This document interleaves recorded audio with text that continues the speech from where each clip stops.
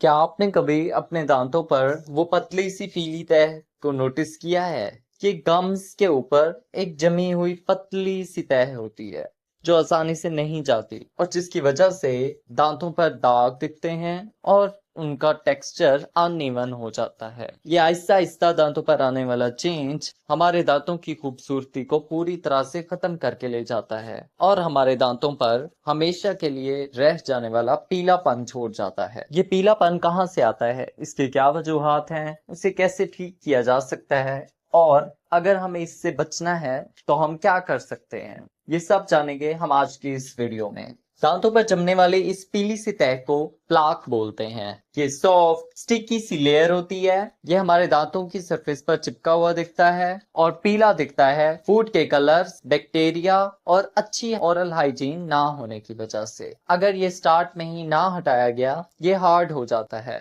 Dental plaque majorly bacteria buildup होता है। कुछ सेलेवरी प्रोटीन्स होती हैं जो हमारे सलिवा में मौजूद होती हैं। कुछ फूड पार्टिकल्स की डेब्रिस होती है और हार्ड वाले प्लाक के अंदर कुछ मिनरल्स भी होते हैं। जब ये प्लाक फ्रेश होता है तो ये सॉफ्ट और स्टिकी होता है जो कि वक्त के साथ साथ हार्ड होता चला जाता है। ये मोस्टली तो गम लाइन के पास दिखती है बट ये दांतों के दरमियान भी हो सकती है और हमारे मोलर्स टीथ की बैक पर भी हो सकती है।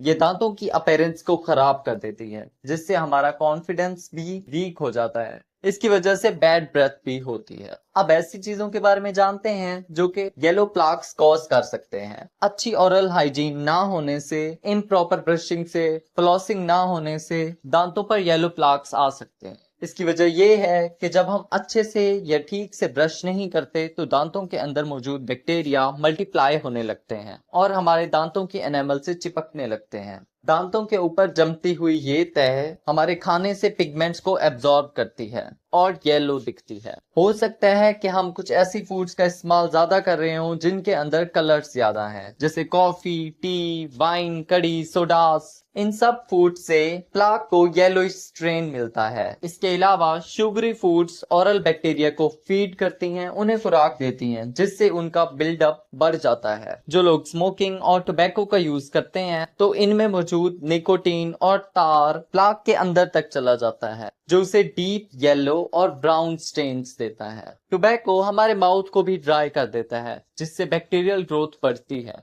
अगर किसी भी वजह से हमारा माउथ ड्राई हो रहा है, पानी कम पीने से हो रहा है, मेडिकेशन से हो रहा है, किसी मेडिकल कंडीशन से हो रहा है, तो हमारे माउथ में मौजूद फूड पार्टिकल्स और बैक्टीरिया अच्छे से वॉश अवे नहीं हो पाते। जब हमारे मुंह में थूक कम बनता है तो प्लाक जल्दी से बनता है और उसकी लेयर थिक होती चली जाती है। अगर टीथ मिसअलाइंड हैं, क्राउडेड हैं, तो ये ब्रशिंग और फ्लॉसिंग को मुश्किल कर देते हैं जिसकी वजह से बैक्टीरियल ग्रोथ बढ़ जाती है। एज के साथ साथ एनामल की लेयर पतली होती चली जाती है जिससे एनामल के नीचे वाली लेयर डेंटिन जो कि येलो कलर की होती है ज्यादा विजिबल होती है। एनामल पतली होने की वजह से ज्यादा प्लाक कैरी कर सकती है। मेडिकेशंस की बात करें तो कुछ एंटीहिस्टामिन्स, एंटी डिप्रेसेंट्स और डायबिटीज की कंडीशन से मुंह के अंदर प्लाक्स फॉर्मेशन का चांस बढ़ जाता है। अब इन प्लाक्स को ट्रीट करने के लिए प्रोफेशनल डेंटल क्लीनिंग कराई जा सकती है जिसके अंदर स्केलिंग भी है, पॉलिशिंग भी है।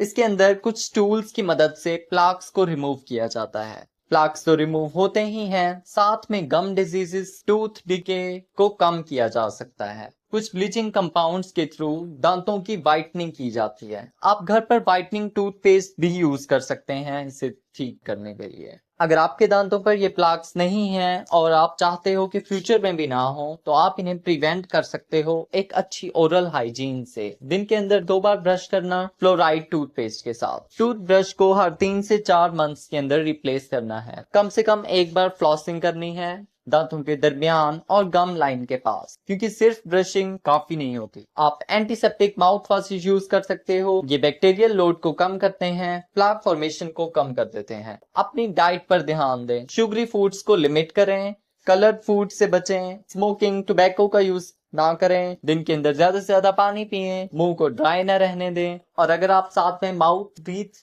बेटर करना चाहते हो तो आप शुगर फ्री गम चबाते रह सकते हैं। आई होप आपको वीडियो हेल्पफुल लगी हो। वीडियो अच्छा लगा है तो वीडियो को लाइक कीजिए, अपने ओपिनियंस कमेंट सेक्शन में दीजिए, शेयर कीजिए वीडियो सबके साथ। मजीद ऐसी वीडियोस के लिए चैनल को सब्सक्राइब कीजिए। Thanks for watching.